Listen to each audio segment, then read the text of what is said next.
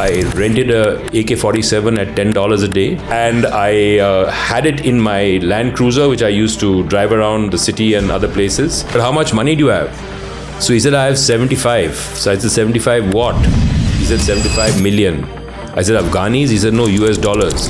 He opened the lid of the container and he shone his torch into it, and there were all these dollar bills lying there, dirty, filthy, greasy dollar bills. That the man who created the Taliban at that time was Major General Parvez Musharraf, who later on became President of Pakistan. What about a Russia camp? Is there a Russia camp or no? There is no Russia camp. Russia is an adjunct state to the Chinese, are facing severe challenges in the getting the capital equipment from China.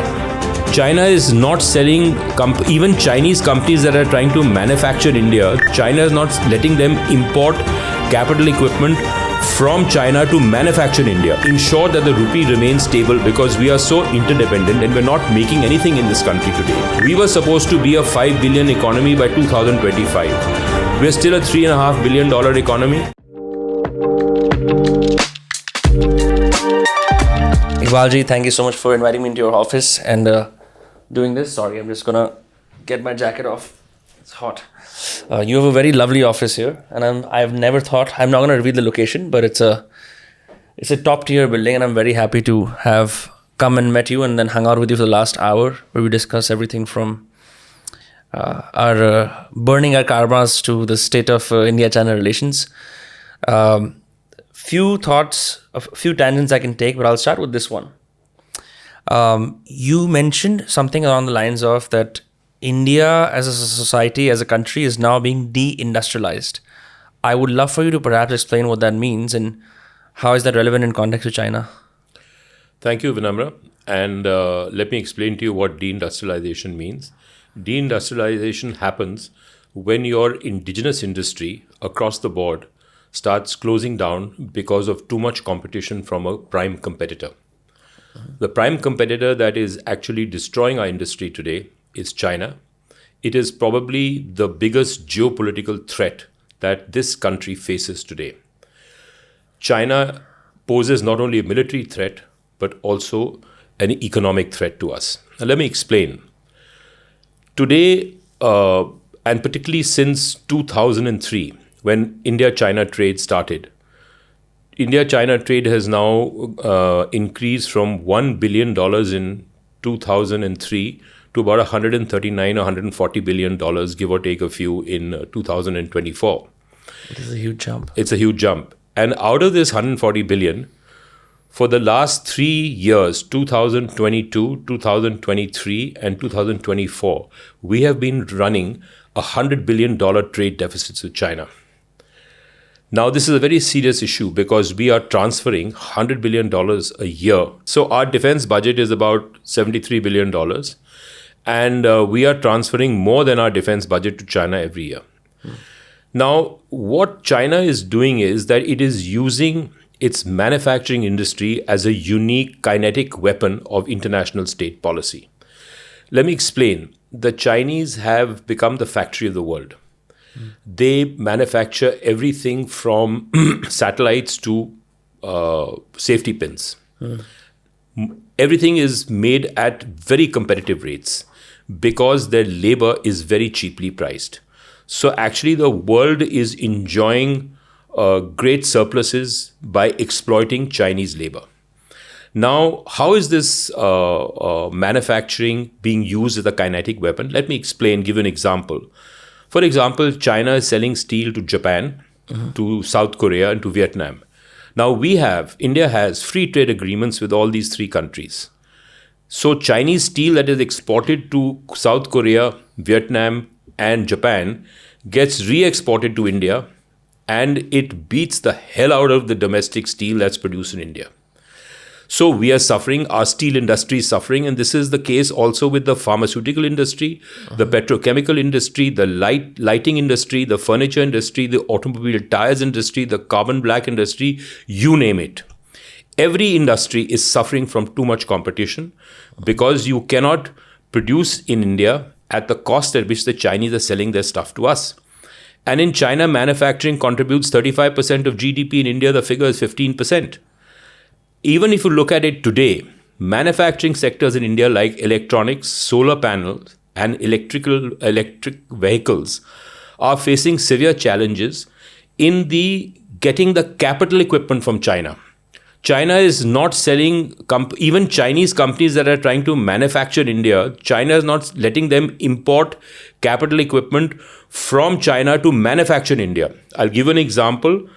Laptop major Lenovo, EV manufacturer BYD, and the Apple supplier Foxconn are unable to import capital goods into India to manufacture consumer products that are to be sold. The Chinese want them to be exported directly from China. So this is a problem. Now, why has this problem arisen? This problem has arisen because we've opened up our economy to the Chinese. If you go back to the 1950s, when the first political government was formed in India, they thought that dealing with the Chinese through friendship will bring them around so that we can live peacefully with them. And they surrendered all our rights in Tibet and all our other political rights, diplomatic and political rights that we had in order to appease them and in order to bring them on board this whole concept of non-alignment. Right. Now, today, 70 years later, the current dispensation, the current government has a thinking that we could make peace with China through trade. So if you look at 2014, we had a trade deficit of about $37 billion. Today, we have a trade deficit of $100 billion. So it's actually increased. And if you look at the period after the COVID-19, when the government should have buckled down and set up a perspective planning division to see how we could disengage ourselves from the Chinese, because after all, in 2020, the Chinese invaded us in Galwan, in that whole area. And according to Mr. Subramaniam Swamy, we've lost 4,000 square kilometers of territory over there, in addition to the 38,000 square kilometers in Aksai Chin that we lost in the 1950s, and the roughly 90,000 square kilometers of territory that we lost in Arunachal Pradesh. So this is a significant loss of territory to the Chinese. And instead of figuring out how we could disengage our economy from them and not be subject to their whims and fancies and not let them use trade and economics as a kinetic weapon against us, so that we surrender whatever little advantages that we have in the geopolitical game, we have done nothing. We've wasted 5 very vital years. Now the Chinese are waiting to see on the 20th of January what kind of policies the Trump administration introduces. Because when Trump was on the campaign trail, he said that he would impose a 20% tariff on all goods entering the US and a 60% tariff on Chinese goods entering the US. So they began to devalue the yuan a few days ago in anticipation of that, and that had an impact on the rupee. Now, because we are suffering from a demand recession, we have a lack of demand in this economy because everything is very expensive and people don't have enough incomes to pay for the expensive products, because retail inflation is increasing at a very rapid pace. So what happens is that almost 2/3 of a liter of petrol is in taxation. It constitutes taxation. So every time the rupee goes down, the price of petrol goes up and the raw material costs across the board in this country go up. So unless and until the government decides to cut the price of petrol and ensure that the rupee remains stable, because we are so interdependent and we're not making anything in this country today. For example, I'm not being superficial when I say we're not making any as much as we were relative to what we were doing 20 years ago. If you cut the price of petrol, you stimulate demand, because the law of demand says people buy more when the price falls. Sure. And unless and until consumption increases, how will the GDP increase? We were supposed to be a 5 billion economy by 2025. We're still a $3.5 billion economy. And we are told now that in 2035, we will be a 10 billion economy. But is that going to happen? And what about per capita figures?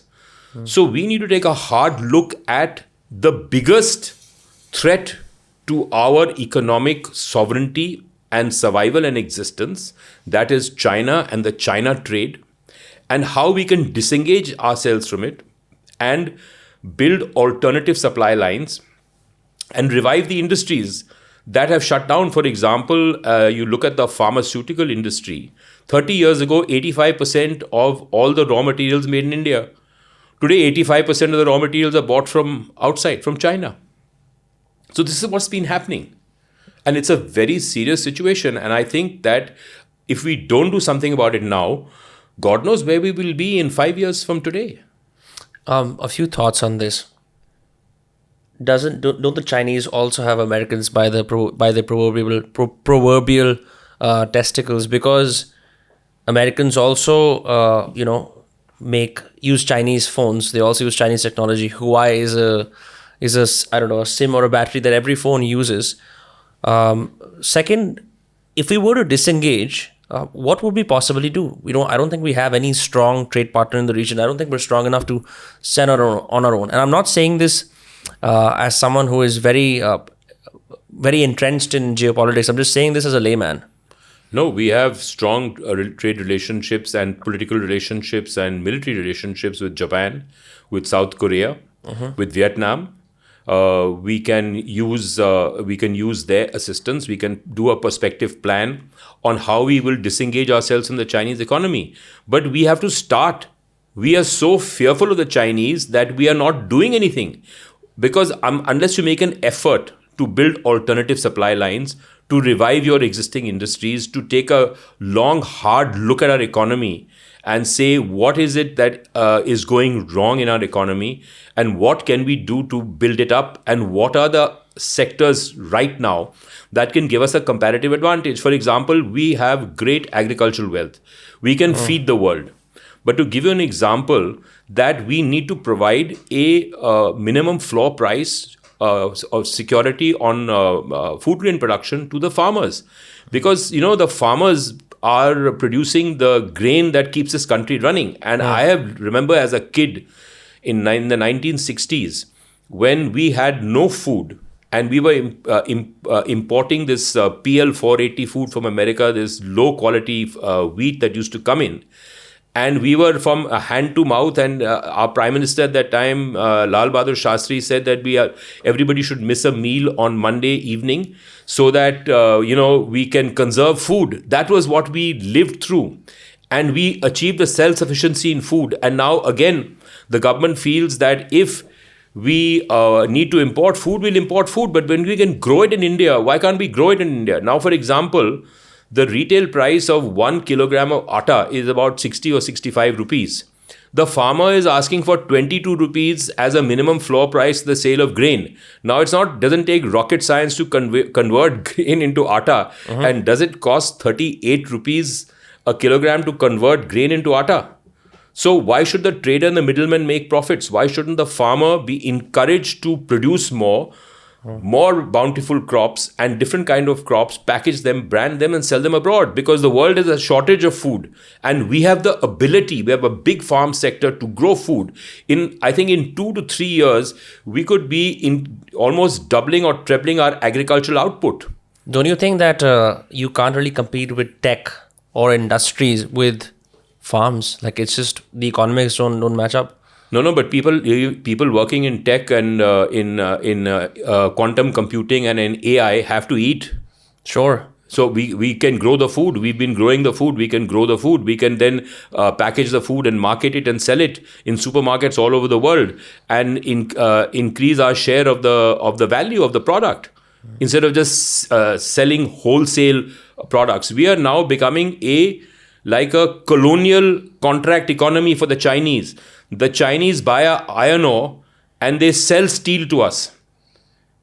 And I mean, why can't we produce our own steel or protect our own steel manufacturers like the Tatas, like the Jindals? All of these companies are suffering from too much Chinese competition. We need to expand our production. We need to create more jobs in manufacturing. We need to expand the manufacturing sector from 13% to 18%, 20%. What led you to become so hawkish about China? I've seen, I remember in 1962 when I was a kid and my grandmother used to feed me dinner at 7 o'clock. We used to hear on All India Radio the fate of the Indian soldiers who died in that 1962 war, and they didn't even have proper winter clothing because the government of the day at that time felt that the army was not needed. We could make do with the police. And from that time, I have seen how, successively we've been almost in awe of the Chinese. We've been fearful of the Chinese. And I always felt that we need to break out of this regime of fear and face them squarely one-on-one. Why can't we do that? So it's been ingrained in my psyche since 1962. It's now almost 60 odd years that I've had this feeling. And I've traveled to China. I've been to China. I appreciate the achievements of China. I've studied the Chinese economy when I was in Cambridge 50 years ago. But I feel that we are not dealing with the Chinese from a position of strength. We should use strength to get peace rather than using friendship to make peace or trade to make peace. Be strong. Choose your side, because China's enemy is our friend. Who is China's enemy? America. The United States. It's a friend of ours. We always attack the Americans. It's a hangover from the days of Mrs. Gandhi, when she, rightly at that point of time, wasn't part of the American alliance and therefore felt the Americans were interfering in our political system. So the point is that in today's date, either you're in the American camp or you're in the Chinese camp. Either you go for American technology, you go for Chinese technology. What about a Russia camp? Is there a Russia camp or no? There is no Russia camp. Russia is an adjunct state to the Chinese. Russia has high tech in a lot of sectors. They're selling submarine stealth products to make the submarines more stealth and to have generate less acoustic signals to the Chinese. The Russians are also getting the North Koreans they're in fighting the battle in Ukraine on the Russian side.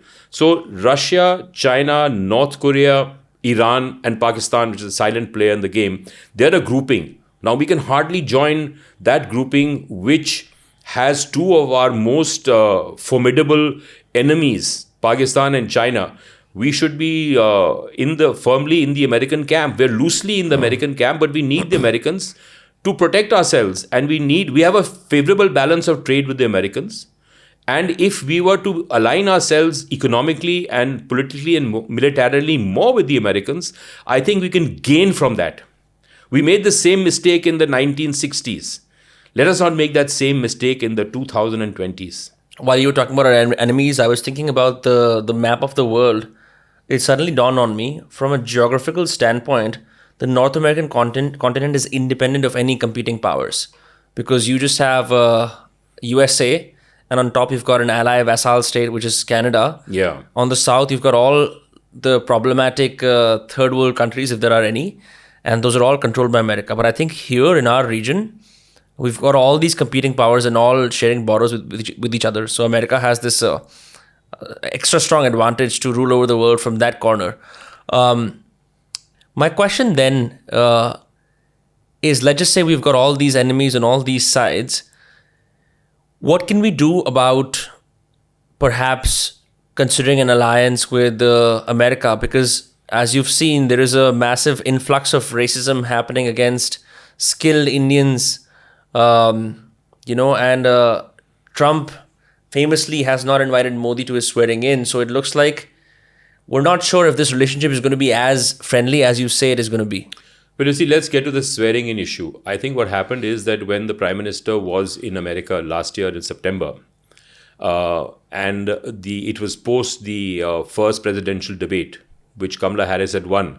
So I think his advisors told him that the election is now firmly in Kamala Harris's hands. Yeah. And apparently Trump asked for an appointment to the Prime Minister. That's what we hear on the net. And he refused, or he didn't answer that request. He should have actually met Trump, because what's the harm in meeting a politician in America?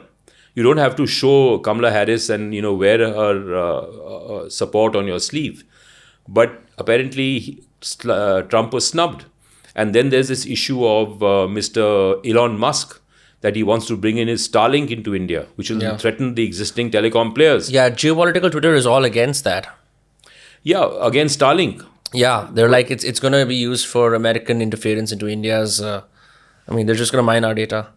Well, the data is already being mined because, after all, where are all these clouds kept? They're all kept in America. Where are That's all the true. servers? They're already there. Right. So, what is Twitter? Twitter already knows who's gaining what kind of political ground in India because everything is available to them. So, what are we afraid about? I mean, what are we afraid about? The whole game is open. It's very open. The NSA is listening into everybody's telephone conversations. There's nothing that's hidden today. So the point is this, that you are facing an existential threat from the Chinese militarily and economically. The Chinese have built two major dams on the Indus River. One of them is called the Diamer Basha Dam and the other is called the Bunji Dam near Gilgit. They've spent $28 billion on building the dams. The dams are going to generate 40 gigawatt hours of electricity. The Chinese anticipate that in the Trans-Karakoram Tract and the Himalayas, there are 252 glaciers. It's the most heavily glaciated part of the world outside of the poles. They envisage these glaciers are melting, and that there's going to be a surplus of water that's going to flow from them into the Indus River for the next 30 to 35 years. The tributaries of the Indus, the Nubra, the Shyok, the Chipchap, the Galwan River, and the Changchemur River, that collect this glacial water, flow into the Indus. They obviously want to use modern hydrology to be able to accommodate this water flow and let it flow through into Pakistan occupied Kashmir past the town of or the village of Turtuk, where it narrows down so that they can get enough water to be able to collect the surplus water, for which they've built these huge artificial lakes, which are almost 80 kilometers long, 30 kilometers wide, near the Gilgit area. And they've already laid the power lines that transmit electricity into northern China, which is energy deficient. So 40 gigawatt hours of electricity is a lot of electricity. Pakistan has an installed capacity of 32 gigawatt hours of electricity. It consumes about 22 gigawatt hours. It has 10 gigawatt hours surplus. So this 40 gigawatt hours is not being consumed in Pakistan. It's going straight into northern China. So they actually want this land, the land of Eastern Ladakh, because they want physical dominion and control over the flow of the Indus River. They want us to vacate those lands so that they can do what they want to do to harness this water to meet with their electricity crisis. So, and their water crisis, and their semiconductor industry has shifted to Xinjiang, which is on the border of Ladakh, and it requires a lot of fresh water and electricity, and they're generating that. So we are like a bone in their throat. I can't believe they're using our border cities and regions to and exploiting them for their own country. It's like saying that I'm going to come to your office space and start using it as for my own. You can't do anything. You see, there's a law of karma. Yeah. Now, what happened, if you go back historically, that from 1840 to 1939, for 99 years, the Indian Army under British command was in China to protect the opium trade that the British were engaging in with the Chinese. Yeah. Now, the British encouraged Indian farmers to grow opium in India, which was then bought up by the British Raj government, and then it was auctioned off to Indian merchants who had their own merchant ships that actually carried this opium to Canton and Hong Kong and Shanghai and other Chinese ports, where it was unloaded and where the British Indian Army provided protection for it to go into the hinterland. And this opium trade was a very lucrative trade. It brought in billions of dollars into India over a 100-year period. The 25% of the Chinese male population became addicts, and they exhausted their entire supply of silver, and we had a favorable balance of trade with them for 100 years. Now they are paying us back. We have an unfavorable balance of trade. They've enslaved us to their manufacturing sector. Yeah. And I wonder what neighboring state is currently serving the modern equivalent of opium into our borders. Well, you see, that is coming from Afghanistan, because Pakistan today is the world's only narco state with an independent nuclear deterrent. And it is a multi-product narcotic state. They have three main products. They have heroin, they have hashish, and they have crystal meth. Crystal meth is the latest narcotic which has gained currency in North America and in Western Europe and in Africa and in South America over the last 20 years. I've seen videos of crystal meth users. Yeah. And crystal meth, the Americans introduced the Combat Methamphetamine Act in 2005, which sent the Mexicans who were growing the meth, who were actually producing the meth in factories, not growing the meth, that's the wrong word to use. And they were using synthetic precursor chemicals. And they had to shift to something that was organic. And they found that in the ephedra vine, which was growing in Afghanistan.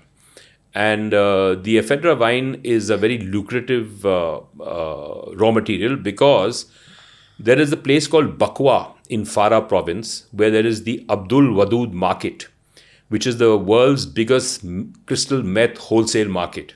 If you and I could possibly find permissions, we could go there and buy it. Yes, and in 2019, the London School of Economics did a survey and a study, and they found that you could actually buy 1 metric ton of meth at the Bakwa market for $320,000, and that same ton of meth retailed in North America at $40 million a ton. So that is the profit margin. And that is what the Pakistani ISI was interested in protecting from destruction by the Americans. Because the Americans spent billions of dollars to combat cocaine from Colombia, and they spent a few billion in Afghanistan to combat heroin. But the meth factories were so rugged and so maneuverable and so mobile that they couldn't actually tackle the meth business. So the Pakistanis then, by 2010, when they were integrated into the matrix of deviant globalization. There's the globalization and there's the deviant globalization. What's the latter? What the does it mean? deviant globalization is the international cross connections between different crime syndicates and narcotic syndicates that create supply chains and value chains across the globe. So the man who actually conceived of this was a man called El Chapo Guzman. I know El Chapo. Not that Yeah. he's my friend, but I've seen Yeah. him in Narcos and many other series. Yes. Yeah, so El Chapo was the guy. He was the philosopher or the conceiver of He's the philosopher.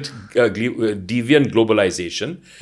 And he teamed up with the ISI because they found that Pakistan was an incredible place because you could get a variety of narcotics, and you could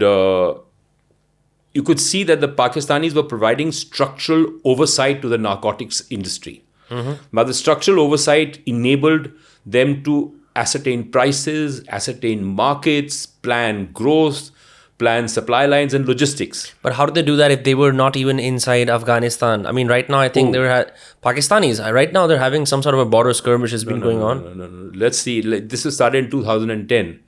You see, the Taliban was created by Pakistan in 1994 to protect the heroin business. Today, the Afghans... Sorry, just one sec. Conventional wisdom and conventional theories say that the Taliban was created by the Americans. No. Which conventional wisdom says that? Many people say the No, Taliban was... they are uninformed. They're singularly uninformed. There's a variety of literature. There are about 150 books, including one of mine, which show you that the man who created the Taliban at that time was Major General Parvez Musharraf, who later on became President of Pakistan. Of course. He was Director General of Military Operations, and he conceived of the Taliban as a force to protect the supply lines of heroin from Pakistan into Central Asia. I have traveled in that region. I traveled in that region in the early part of this century, around 2001, 2002, 2003. And I saw evidence of all of that. So the point is that today the Taliban is fighting the TTP. The Pakistani Taliban is fighting the Pakistani state, and the Afghan Taliban is giving them shelter because they want more money. Firstly, they don't want, it's a growth of what I call regional federalism. They don't want to be dominated, the Pashtuns, by the Punjabis. You see, ever since Maharaja Ranjit Singh conquered Peshawar and Kabul, and the King Sikh Empire ruled over Kabul till 1845, 1846. The Pashtuns have had an aversion towards the Punjabis, whether they be Sikhs, Hindus, or Muslims, because So they're they don't also like ethnically Punjabis. different, right? Sorry? They're also ethnically different. They're ethnically different, they're linguistically different. So they rebel against Punjabi hegemony. And the point is, today they realize that they're being made a fool of, because $320,000 a metric ton in 2019 and $40 million you're selling it at. So why can't they get a bigger part of the producer's surplus? That's After almost all, 100 times. It's almost 100 times. So they're asking for more money, which the ISI don't want to give them, because the ISI needs the money to buy J-35s, to weaponize their nuclear arsenal, to produce miniaturized nuclear weapons. They need all of this money. After all, Pakistan is a bankrupt country. Where's the money coming from for all of this? Where's the money coming from for all these non-state actors? The Lashkar-e-Taibas and the Jaish-e-Mohammeds. It's coming up from the narcotics trade, coming from deviant globalization. Let me ask you a question, Iqbal. Since you've traveled extensively through China and then through this region, when were these travels and what have you noticed about these countries? Because, see, I meet tons of people who commentate on the state of affairs about all these countries, but I've never actually stepped foot in either one of them. What were your travels through this Pakistani-Afghanistan belt? What did that look like? See, I went there in 2001. My first trip was in 2001 to interview Commander Masood, Okay. who was fighting against the Taliban and who was looking for support from the EU and from America. And Masood was assassinated on the 9th of September. And the 11th of September, all hell broke loose in America when 9/11 happened. Right. So I was the last, I led the last team to interview him, because right after me, the assassins were sent by Osama bin Laden and they blew him up. And he had to be flown to this Indian Army base hospital in neighboring Tajikistan. Because after this Airbus hijack of 1999, the Indian government decided to set up a base in Tajikistan, which was on the border of Afghanistan. And the Tajiks have ethnic Tajik cousins in Afghanistan, and the Tajiks don't get on with the Pashtuns. So we actually exploited that difference, and we were funding and weaponizing Masood's forces. And so I went in from Tajikistan to interview Masood, and I traveled in that region. We flew below radar in a helicopter and got into Afghanistan. And then just before that, I actually drove from Tashkent to this place called I forget, Samarkand. Right. And from Samarkand, I crossed the border into Tajikistan. Yeah. And at the border, there's a bit of no man's land. So there was one guy with a bicycle, a kind of a porter, who would carry one suitcase and take it from Uzbekistan to Tajikistan, which was a distance of about 50 meters. So there was a man sitting there with his chin on his hand, and he was wearing a black tracksuit, and he had blonde hair and blue eyes. So he was looking at us. So he said, India? So we said, yes, India. So he said, Rusi? So I said, we have someone who speaks Russian. So this guy on my crew, he spoke Russian, and he said, what do you want? So this guy said, I can help you take your luggage across in one go and drive you to Dushanbe. Where is Dushanbe? Dushanbe is the capital of Tajikistan. Okay. So we said, well, what do you want for that? He said, do you have any Hindi films, Bollywood films? I said, yes, we've got VCDs. So we gave him the VCDs. He said, do you have any tea? So I said, yes, we've got tea. We gave him tea. And he brought his BMW 7 Series CSI suddenly, and he loaded all our luggage into it, and we crossed the border from Uzbekistan into Tajikistan. And then he drove us to Dushanbe. So basically, what is, I'm assuming, desert-like Now this man, region? Yeah. this man was a lieutenant in the 201st Motorized Rifle Division of the Russian army that actually guarded the Tajik borders. So I asked him, it was about 10 years after the collapse of the Soviet Union. I asked him, what kind of salary do you get? He said, I get $25 a year salary. And so I said, if you get $25 a year salary, how can you afford to buy this? Not $25 a year, I beg your pardon, $25 a month. How can you afford to buy this and drive this BMW? So he said that we provide protection to the heroin that is traveling from Afghanistan all the way up to the Baltic states, and we all get paid for it. He made no bones about it. So I said, how do you get this car serviced? He said it depends. It could be from $5,000 to $10,000 a service cost every year, depending on the availability of spare parts, consumables, and oil filters, air filters, and what have you. So there was quite an incredible insight. And I said, then how come these cars are available here? I said, they're all stolen from Western Europe and they're en route to China, because in those days, China hadn't really taken off in the way it did take off after about 2005-06. It was still 2001. So we drove into Dushanbe, and the whole city was full of Maseratis, Lamborghinis, Rolls Royces, Bentleys, you name it, all stolen from Western Europe en route to China. How exciting, man. So from there, then we drove down to a place called Farkhor, where there was this military base and where there was a field hospital with 10 doctors. And they were all Indian doctors, So we were aiding the war effort and helping the Northern Alliance fight the Taliban. So I've been there. Then in 2002, I went into Turkmenistan, where there is a very big gas field called the Daulatabad gas field. It's considered the least traveled to country in the world, or the strangest dictatorship. I don't know. Yeah, it's the strangest dictatorship because the dictator has built statues of himself all over the city. And he's got and in those days, I don't know who the dictator is now because that guy has died. I think his name was Rachmanov.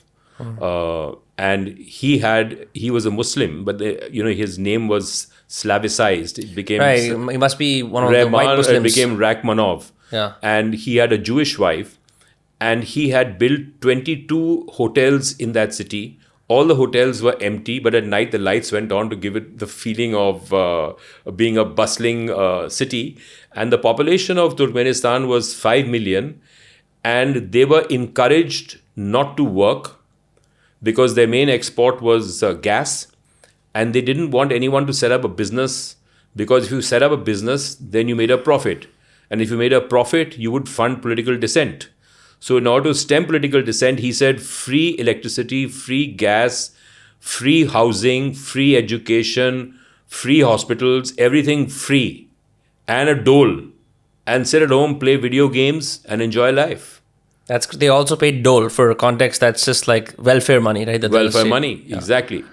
So I've traveled there, and I've been 5 times to Afghanistan, and I've driven through different parts of it. I've been with the American Army on these missions I've filmed them to clean up these guerrilla activity along the Pakistan border. So I've seen it all, so I have a lot of experience. I've met a lot of people there. I've built contacts. Were you ever shot at during these times? No, I was never shot at. I was fortunate enough because, sometimes you have the luck of the devil. And so I decided to write a few books about my experiences. So the first book I wrote was The Bomb, the Bank, the Mullah and the Poppies, which talked about how the Pakistanis harvested heroin from the opium in order to pay for their nuclear program. And the second book was The Nukes, the Jihad, the Hawalas and Crystal Meth, which is how they decided to shift to becoming a multi-product narcotics producer. And for which they had to get the Americans out of Afghanistan, and they unleashed a jihad. And in fact, Mullah Baradar, who was the guy who led the talks with the Americans in Doha, he was the most brilliant manager of the opium business. And he was the one of Pashtun who provided the structural oversight from the Afghan side on the growth of the business. Is Afghanistan very much like how they portrayed in Kabul Express, the 2001 movie? Yeah, it's a pretty accurate kind of representation. I mean, when I went there, the most common sight was an Afghan on a donkey, with no concept of time. And he'd be going, the donkey would be moving and carrying him. And he didn't know when he's going to reach his destination. Whenever he reached it. His only concession to modernity was, this is, mind you, in 2001, was the AK-47, which was slung across his shoulder. So that was my first impression and most lasting impression of Afghanistan. So I went to the firing range of the Northern Alliance in a place called Khoja Bahudin. And I told them, I said, please teach me how to fire a friggin' AK-47. So I fired a magazine and I became confident. And every time I went there, I went to the local police station, which I knew this was the practice. I deposited $100. I rented a AK-47 at $10 a day, along with a magazine. And I had it in my Land Cruiser, which I used to drive around the city and other places. And I had a satellite phone, a Thuraya phone, which I got in by courier from Dubai. And then I'd release it back to the dealer after I finished with it. And I had the AK-47 with me. So when I went to Bagram Air Base for the first time in 2003 to meet the US PRO there, Colonel Roger King, at the gate, these guys stopped us and said, you got a weapon? I said, yes, we have. Why do you have a weapon? We have a weapon to protect ourselves. You can't carry it. We're going to confiscate it. I said, okay, so be it. So I told Colonel King, I said, Colonel King, you know, I've come from a poor country. I've just given a deposit of $100 at the main police station in Kabul to get this AK. Can you give it back to me when I leave? He said, sure. And he signed a chit and told these guys, return the gun back to him. I've never heard of a rent an AK service. That's very funny. You know, there are experiences and experiences. But how would you phone home? Like, what would you say? On the Thuraya phone. No, but how would you explain what the hell you were doing in that world at that moment? I called up my wife and I said, you know, it's snowing here in Kabul and it's fun and we're getting along. But the first time was bad because the first time we went in and we had a satellite phone which went bust because it was so hot. It was in the summer. We were in this bloody desert and in Khoja Bahudin, in the Takhar province. And it was 50 degrees centigrade. And our camera packed up and the satellite phone packed up. Yeah, so we were discussing you would phone home and just talk about the weather and just deflect what you were actually up to. But I must ask you before you tell me about this Afghan drug lord who perhaps, I don't know, became a friend or you encountered. Did you not fear for your life? And I think many of my viewers don't know what you do, right? That led you to all these conflict zones. Yeah, I can tell you that I was shit scared because I wondered what the hell was going to happen. But there was a momentum and the momentum propelled me forward. And I think that in retrospect, I wouldn't have done that. But at that point of time, I was also reliving all the stories that I'd read about the great game of the 19th century. Peter Hopkirk, you're right. Nice. And the Tournament of Shadows, all of those stories. So it was like actually a dream come true. I always wanted to visit the Oxus River and bathe in it. So when I went to the banks of the Oxus River, the Afghans around me said, please don't even try bathing here because you'll get shot at because the Taliban across the border, they'll start firing mortars. So I said, can I not at least wash my face and hands with the water of the Oxus River? Because this is a very significant river because Alexander crossed this river to get into India. Right. And this is hallowed ground because there's an encampment there called Ai Khanum, which was where Alexander had encamped. So they said, okay, you can go and quickly wash your face. And I just drank a little bit of water from cup my palm and I drank the water, the Oxus River. So that was a great experience. But close to the river and the flow of the river, there was this place called Talokwan, which was kind of a large village or a small town. And it was under the control of a guy called Haji Bashir. And Haji Bashir Kant Chahe Abi. Talokan and there's this, I beg your pardon, I mixed up the names. It was called Chahe Ab. So we got talking and we took an interview of his. And then while we were having lunch, which was basically a lunch of all the different kinds of sardars and watermelons and kharbuzas that were possible, he asked me... What's sardars? Sardar is a kind of a melon, right? Okay. It's called a sarda.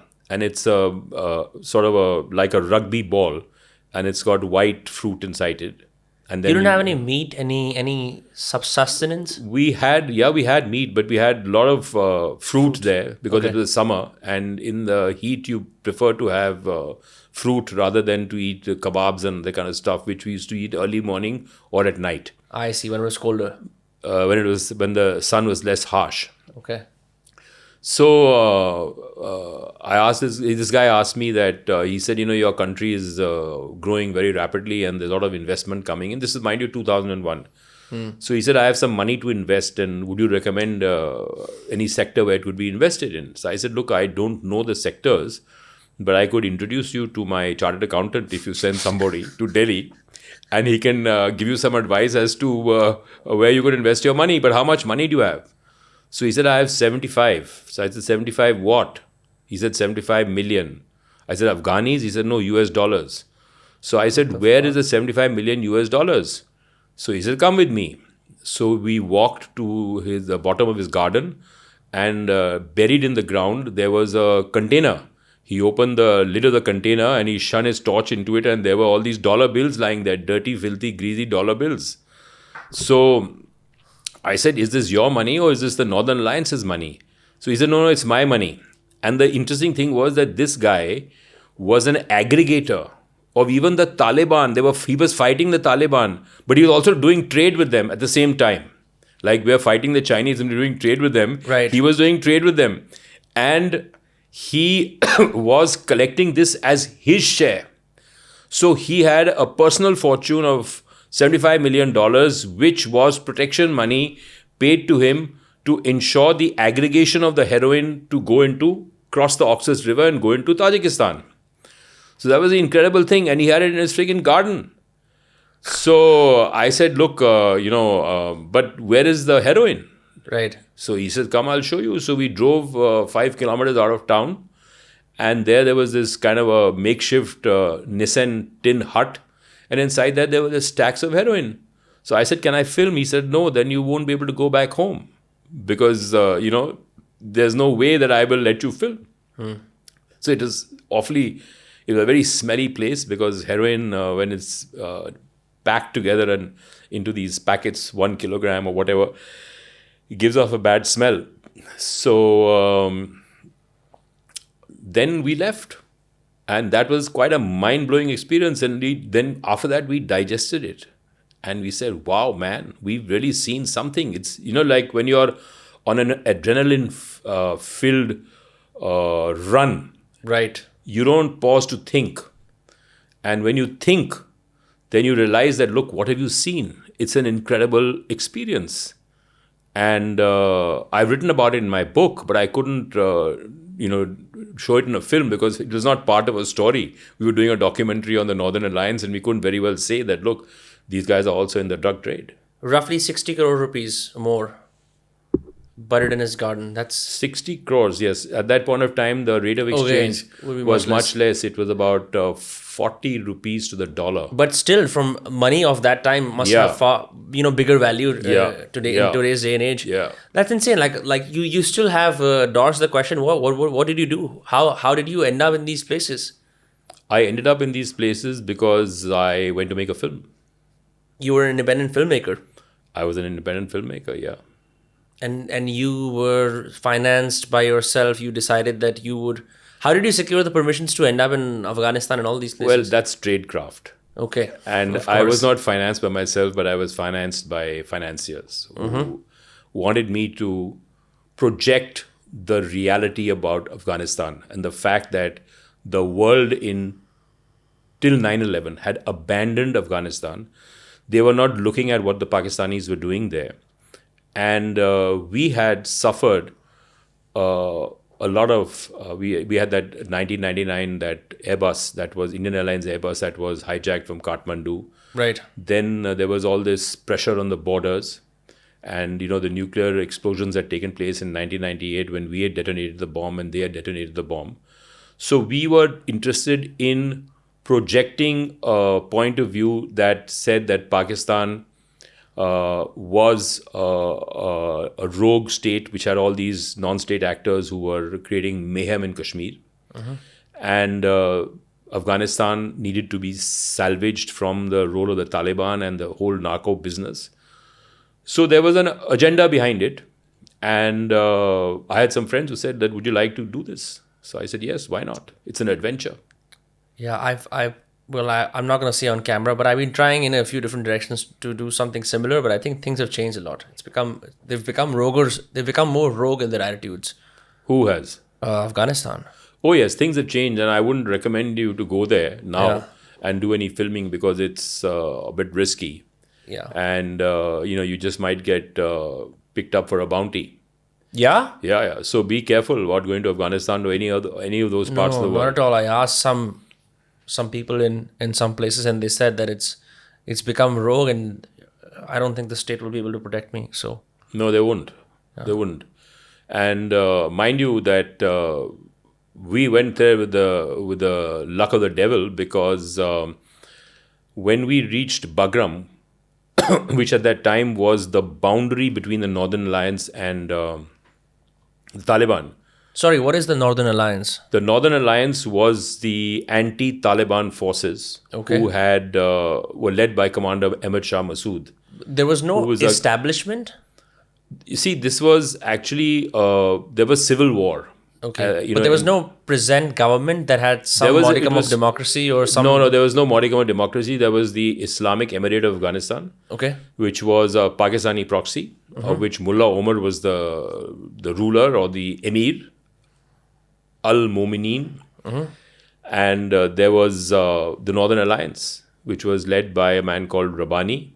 And Commander Massoud was the defense minister, and he was the most charismatic man. He didn't speak English, but he spoke French because he studied in a French school, and he spoke Pashto and Dari. And his great friend, philosopher, and guide was a man called Masood Khalili, who was the Afghan ambassador in India. And he and I became friends because we went to the same health club. And he said that, why don't you come and interview Masood? So I said, sure. Get me the permissions, help me on my way, and I will do it. And that's what I did. And then I went back again twice because one film led to another. And so it was a fascinating experience. Where can people watch these films if they want to? Are they around still? Yes, you can. Actually, they've now been taken off because they were made in a 4:3 format, and nowadays, everything is 4K, 16:9. Right. So I am planning to re-edit the films this year because next year is the 25th anniversary of 9/11. So I'm going to re-edit those films and release them. My distributor is called Film Hub, and they release them. And so my films are all running on Amazon and Tubi and all these other platforms abroad.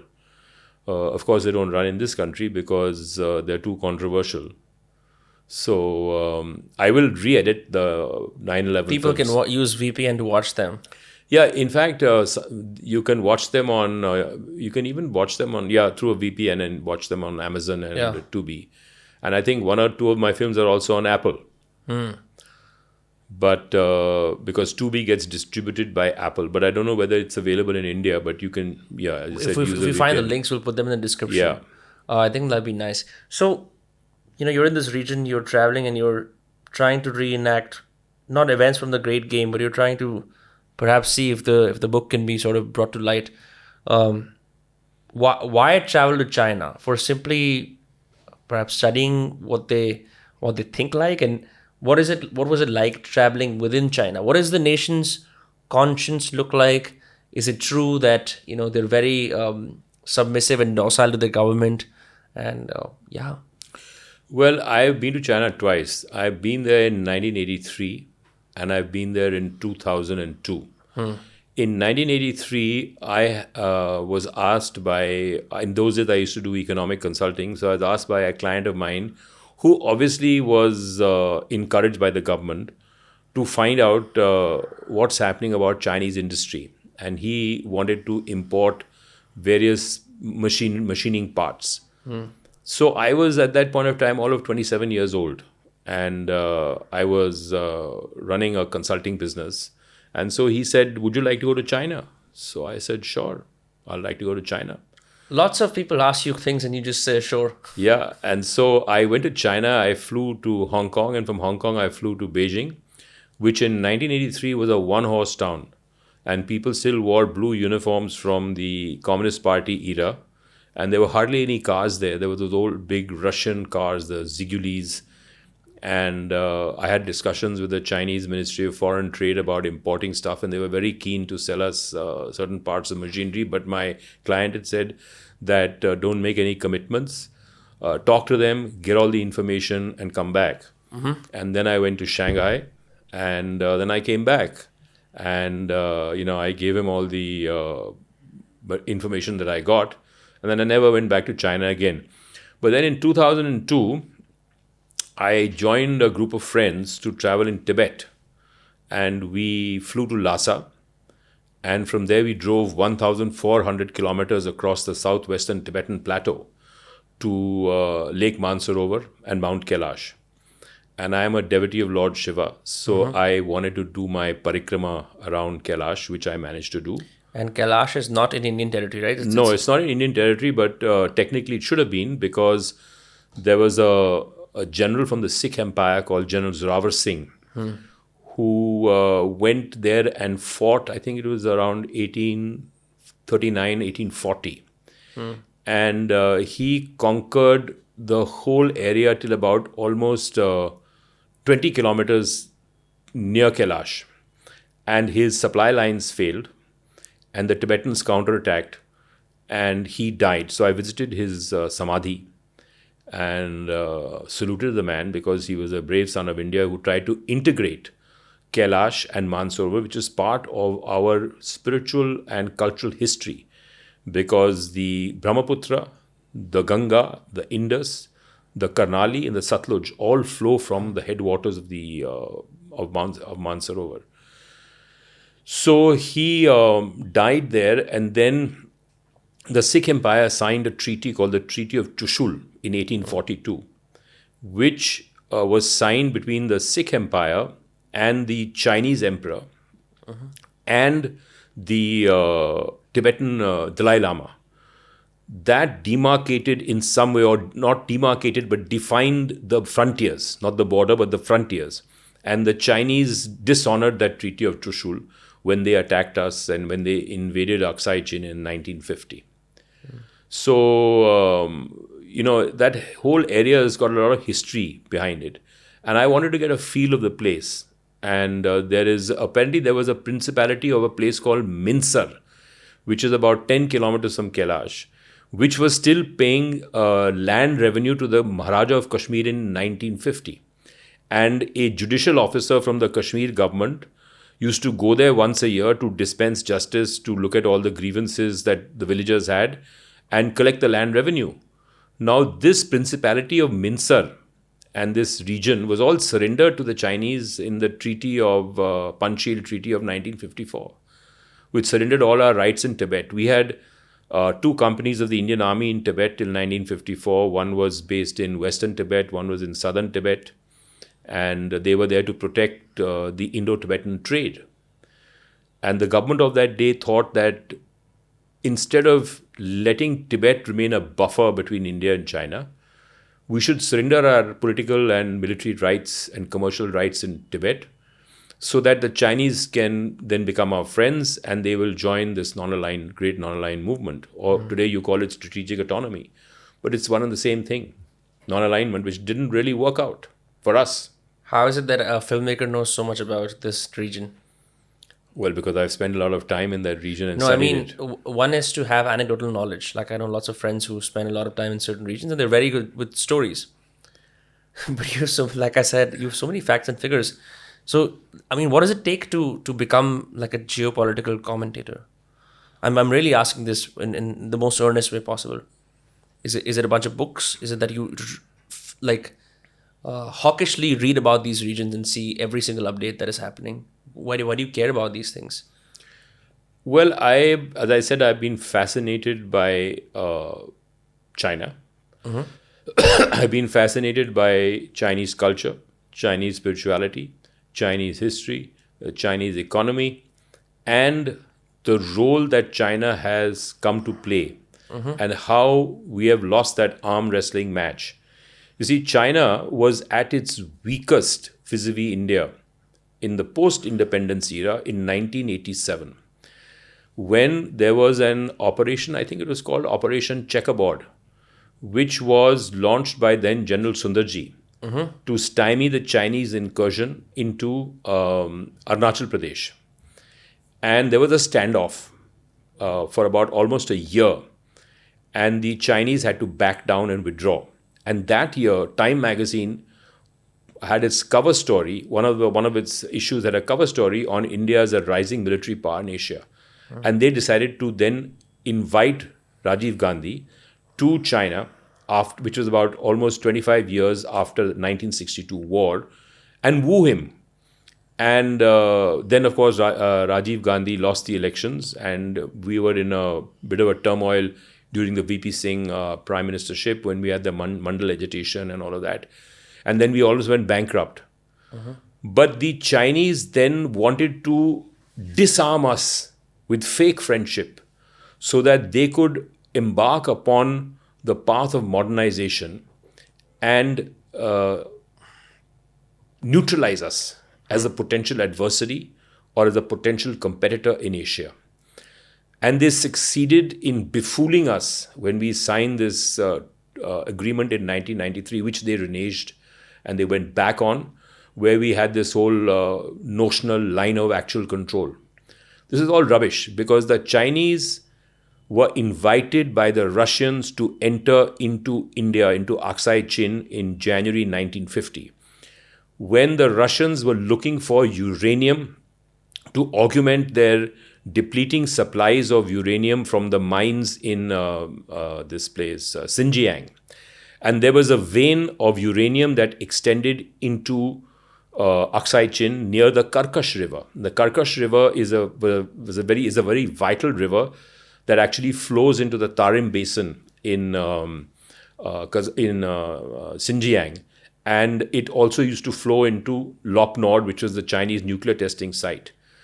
So these guys, the Russians signed a treaty with the Chinese, invited Mao in 1949 into Xinjiang. They provided him with aircraft to fly troops in, because they were facing a Muslim rebel insurrection, and they didn't want that insurrection to flow into the Soviet Union proper, which had about 8 Muslim ethnic republics, the Republic of Kyrgyzstan, Tajikistan, Uzbekistan, and so on and so forth. So the Chinese came in, and in my book, Red Fear, I've written the name of the commanding officer of the Chinese battalion of engineers who went in to build the road into Tibet. The road was built to actually reach the mines where the uranium was being mined, and for it to be driven from there, from the mine head, to a place called Khojand in Tajikistan, where they had a uranium processing facility. So the reason why the Chinese came into India was in the invitation of the Russians to mine for uranium, and then they found that Aksai Chin was a mineral-rich area. There was gold and lots of other things over there, and they needed the water of the Karkash River. So they actually then had dominion and control over it. And in 1952, General Cariappa, later Field Marshal Cariappa, was asked by the Prime Minister of the day as to what was happening in that region.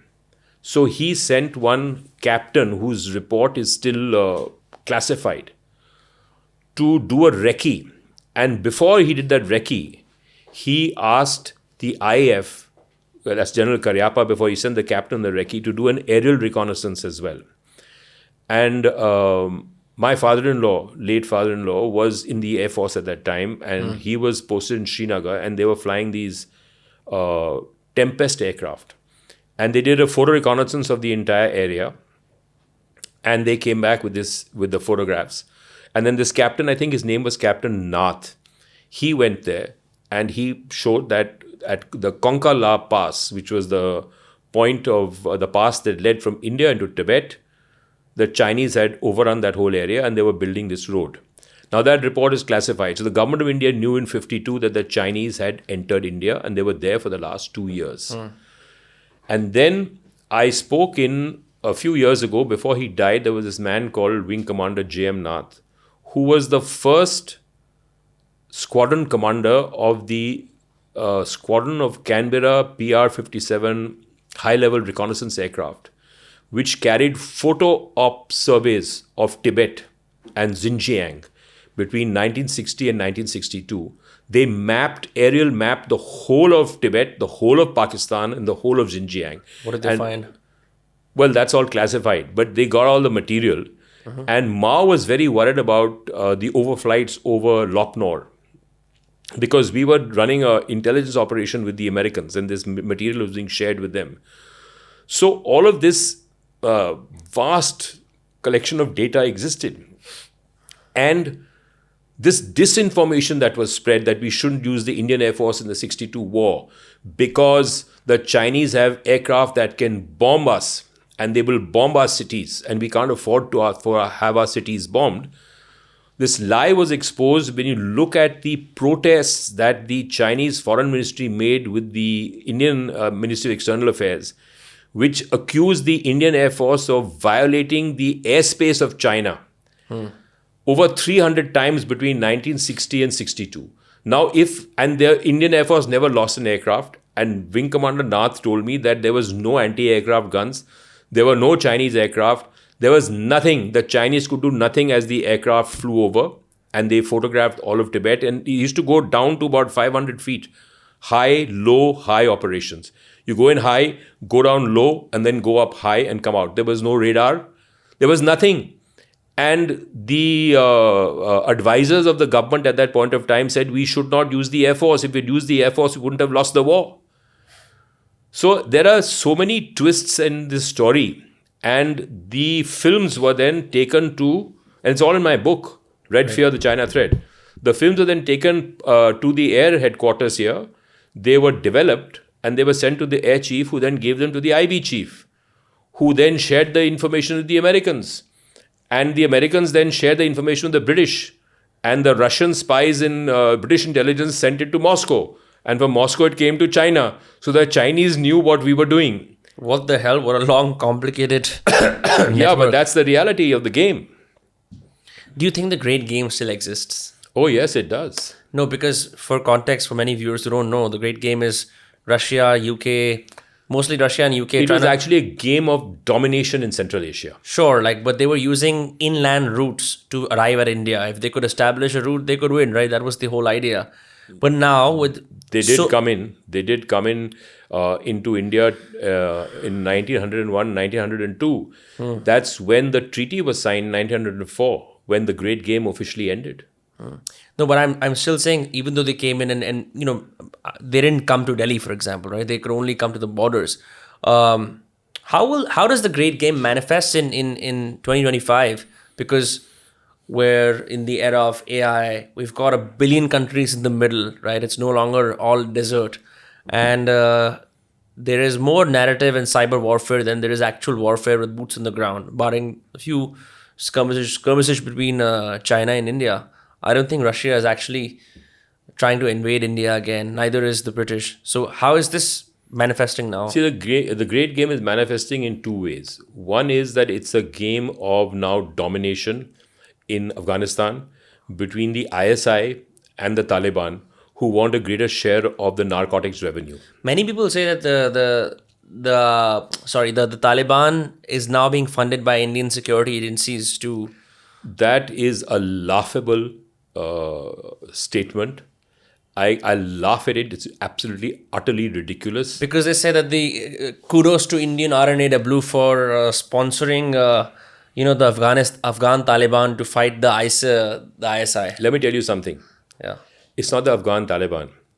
The Afghan Intelligence Service, the former one, NDS, when the Taliban overran Afghanistan in September 2001, September 2021, all these guys from the previous regime, all their agents, their assassins, their snipers, their hitmen, all crossed the border. They ran away because they'd have been killed by the Taliban. Those guys then became guns for hire. Mercenaries. So we probably hired those guys to actually bump off the Khalistanis and those Kashmiri terrorists who were responsible for many deaths in our country. But that was not the Taliban that we used and we paid. We hired those guys. Those guys are available for anybody. So the fact of the matter is this, that you see, they are part of the greater Islamic Ummah. How can you expect that the Taliban, who were nurtured and midwifed by the Pakistanis, would abandon the Pakistanis? I mean, think about it. I see. And the fight, as I said earlier on, is about a greater share in the narcotics revenues. And it's also shadow boxing. It's what we call in Hindi Noora Kushti. It's a Noora Kushti happening. And these people, these anchors and, of various hues and colors, they are interpreting it in this way because it gives them a very easy way to say how great we are. I mean, come on, man, grow up. Look at the reality. It's the NDS, the former Afghan intelligence service operatives who are guns on hire, who are mercenaries, who are killers, who are available for anybody to hire to bump off people. They've been bumping off these buggers in Pakistan. They've killed a lot of Khalistanis there. They've killed them in Kabul as well. I see. And they're all enemies of our country. So then we go back to the point. How does the great game manifest in the modern era? See, the great game now in the western border is about narcotics. On the eastern border, along the Chinese border, the great game is about water. As I've said, that it's the surge of water that the Chinese want to harness, and they are intimidating us and pressurizing us on the border so that somehow or the other they can overawe us, because they know that they cannot militarily take Ladakh because it will be a killing field for the Chinese army, and they cannot afford to lose soldiers and send body bags home because they have a one-child policy. That child has no brothers and sisters. He has no mama, chacha, taya, anything. And if he dies, the whole family dies with it. So they are very worried about deaths in their army. People come for a 2-year or 4-year tour of duty in the Chinese army. They're not professional soldiers. They're not like the Indian army. They're conscripted. They serve a 4-year term and they go back. It's like this Agniveer now, 4-year term and you go back. Right. So those guys also don't come from big families. So they don't want to lose their lives in a godforsaken place at a height of 16,000, 17,000 feet. They don't understand the strategic importance of that area and why the water is so important to the Chinese. So that game of now intimidation, brinkmanship and domination is happening on our eastern border with these guys. And then they put pressure on Arunachal so that we release Ladakh to them. That was what the 1960 proposal that the Chinese offered Prime Minister Nehru was, that let's do an exchange. You take Aksai, we take Aksai Chin, and we'll give you Arunachal, which is southern Tibet. But every time we've given something to the Chinese, they've demanded more because they're exceedingly greedy and hungry. And they want more, because they want to push you, demoralize you. And as I said, that peace can only be obtained through strength. So if you have strength, you can face the Chinese. They say, jigra hona chahiye. You must have your mojo. Without the mojo, you can't do anything.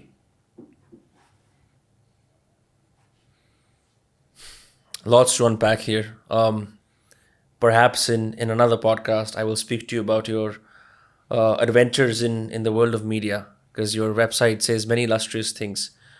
But where can people follow your work and perhaps read your books? You can get my books on Amazon or Flipkart or in bookshops. You can type out my name on Google and all my books will appear.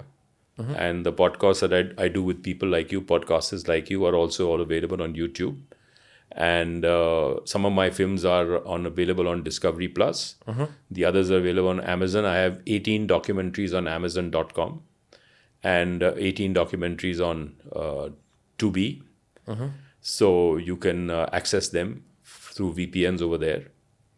Till the people here start creating a demand for documentaries.